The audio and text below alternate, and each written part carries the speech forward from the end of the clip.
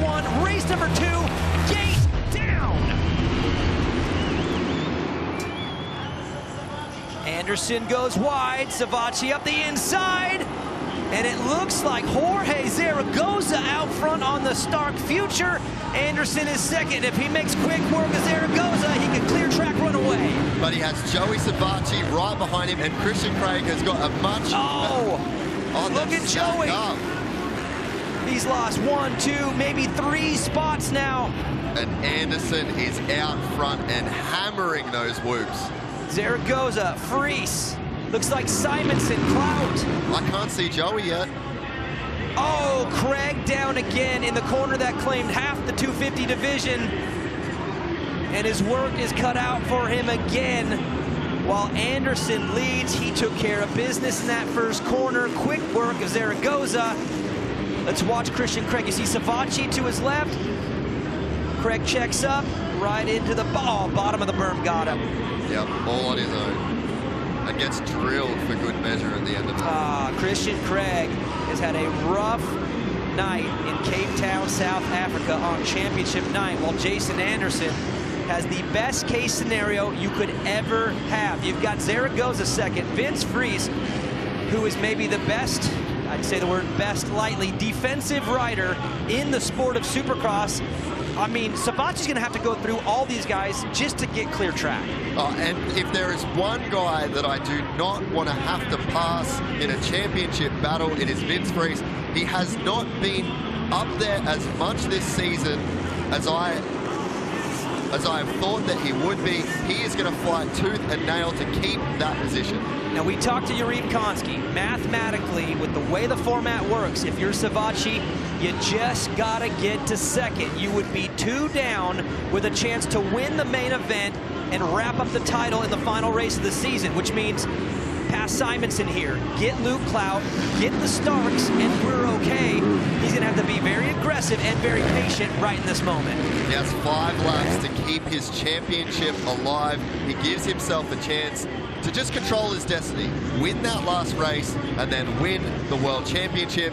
But he has 5 laps to get into second place with a lot of great riders. Yeah, and his toughest pass might come first. Right now. Yeah, Luke Clout was a 10th off of the lead pack as we see the Rick Ware Racing boys battling that Simonson and Miller. But for Savatgy, this clock is going to tick down very, very fast. He's got to make this pass first, then get by Vince Freese.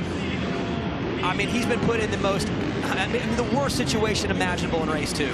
You travel over 6 weeks, 5 continents, you race in all these different kind of conditions, and it comes down to 5 laps of absolute send to keep your championship hopes alive.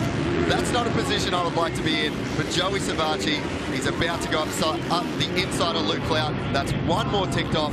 Vince Freese is next. That's 1. 4 big laps coming, the biggest of your season. 2 more passes, and you will control your own destiny in the final race of the season. But this here might be the toughest pass of his life. Vince Freese is not going to move, and if you get him, he will get you back if you leave him an inch. And he just hasn't been up there this season. This is not going to be a position that he wants to let go of. And these starts out of the gate in this second race have been phenomenal. A great run. 2-3 for Stark Future. As you see Joey with an uptick in aggression. He knows the laps are coming down. He's going to have to make this move, make it quick, and it might be here. Does he do it aggressively? Oh, it's muddy in that corner, so smart of him to check up. Yeah, and he just didn't get enough of a run in that rhythm section. Let's go down to Chris and Beat with more. Sebastian Tortelli told me earlier in the day, for the first time since the season started, they had a test week before Stockholm. The team traveled back to HQ in Barcelona, and they spent the week dialing in the power curve. That's why we're seeing both Vince Freese and Jorge Zaragoza look so much more comfortable on the bike. And I'll tell you what, if I'm Joey Savatgy right now, I'm feeling really good about that pass. Big mistake. But I think Vince could have gone in there and done some damage if he wanted to, but he laid back. And now Joey has 1 more pass to make with just a couple laps to do it. And this thing will go to race 3 to the main event. Vince was about as respectful as you could be to a guy that is in the heat of a championship battle. He's had problems after that triple all night tonight. Really looks like he has to open up that turn to get into that next rhythm section. Interesting that that's been the one place that has had problems with all night. Roll, triple, big double for Joey Savacci. He's got the speed, no question. The last 3 weeks, he's been fastest in Super Pole. So with the clear track, he gets right to the back of Zaragoza. 2 laps remaining. And I'll tell you what, Jace, if he gets there after this ride, that momentum, that might be the lift he needs to wake him up before the main event. Because look, Anderson has had his number when the gate has dropped. Sometimes it just takes a little fire, and he's going to have one here if he can get by the start future. So right now, if it finishes like this, it would be 3 points in it. They could tie. I believe Jason Anderson would win on a countback. This position is crucial for this World Championship title fight. You mentioned having your destiny in your own hands. Right now, he does not have it. This pass, and he would. He could win race 3, the main event. He could win the championship. This might be the pass of the season. How does he play it? He has got 1 lap to keep this championship alive. And Zaragoza is just riding out of his skin tonight. Joey pulls a tear off, looking for a way around. Now Joey's been faster in the whoops, but Zaragoza has been taking the inside line, as did Joey. Mistake.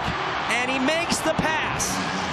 A few corners from now, Joey Savacci will have destiny in his hands. He can win the championship, and Jason Anderson is right there. I'm telling you, Jason, if I'm Joey, I'm feeling really good about this race. The fire is lit, and we're going to be in for an amazing race 3 if Joey Savacci can keep it together with a couple corners to go. Man, he is riding like a guy that wants this World Championship. He is now in a position to win this thing. Jason Anderson takes a look over as he just goes to the finish line. Jason Anderson wins sprint race number 2 of the SX1 division, but the story is Joey Savacci.